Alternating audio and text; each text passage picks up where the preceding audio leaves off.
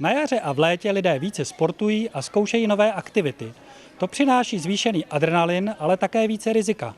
A s větším rizikem přicházejí úrazy. Podle statistik VZP se v létě každý rok zraní více než 50 000 dětí. A to jde pouze o klienty této pojišťovny.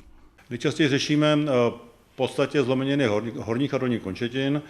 Díky helmám se méně teďka vyskytuje poranění hlavy, čili otřesy mozku, a pádem z trampolín se i poraní páteř, čili nejčastěji jsou končetinové poranění a páteř. Docent Pešl doporučuje rodičům v situaci, kdy k úrazu dojde, nepanikařit a řídit se selským rozumem. Je-li odřeněná, tak to odřenění omít a nejít doktorovi se špinavou nohou, protože někdy se pak pokáže, že tam není vlastně žádné poranění a je tam jenom bláto. Jinak pokud končetina bolí, tak ji nějakým způsobem imobilizovat, tak jak to jde. Někdy stačí na horní končetinu stočený noviny, někdy stačí přefixovat končetinu k druhé končetině a v podstatě pokud ta bolest je výrazná, je tam patrná defigurace té končetiny, tak k lékaři. Pokud tam není žádná velká defigurace, je tam jenom otok, tak lze počkat, co to udělá.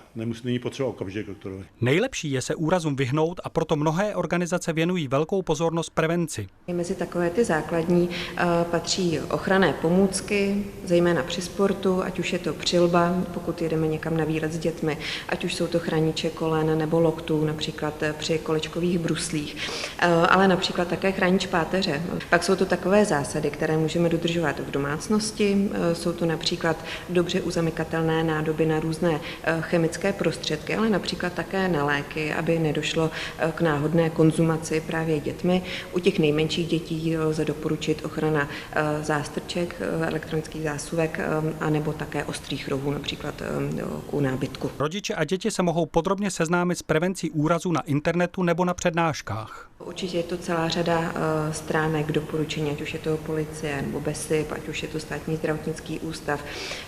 Sama VZP už 9. rokem provozuje také projekt Vzpoura úrazům, který je možná specifický tím, že naši ambasadoři, 8 žen a mužů, vyjíždí přímo za dětmi do škol, ať už jsou to střední školy nebo jsou to školy základní. V průběhu letních prázdnin jezdí dokonce na tábory a probíhají zde 90-minutové přednášky právě na to, jak předcházet úrazům, jak se chovat zodpovědně vůči svému zdraví. To všechno je teorie a podstatné je, jak to pak vypadá na ulicích a sportovištích. Určitě se snažíme dbát na nošení ochranných prvků. Helma, ta je povinná, to bez toho fakt jezdit nejde, i ve většině skateparcích to je jakoby povinnost.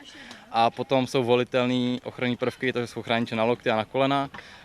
Tak to většina dětí mívá, ale občas taky někdo nemá, pak na to doplatí a odře si koleno. Na letní prázdniny se často vzpomíná celý život, tak ať je máte bezpečné a bez úrazů a vzpomínáte na ně v dobrém. Pro Aplaus TV Patrik Pejsar.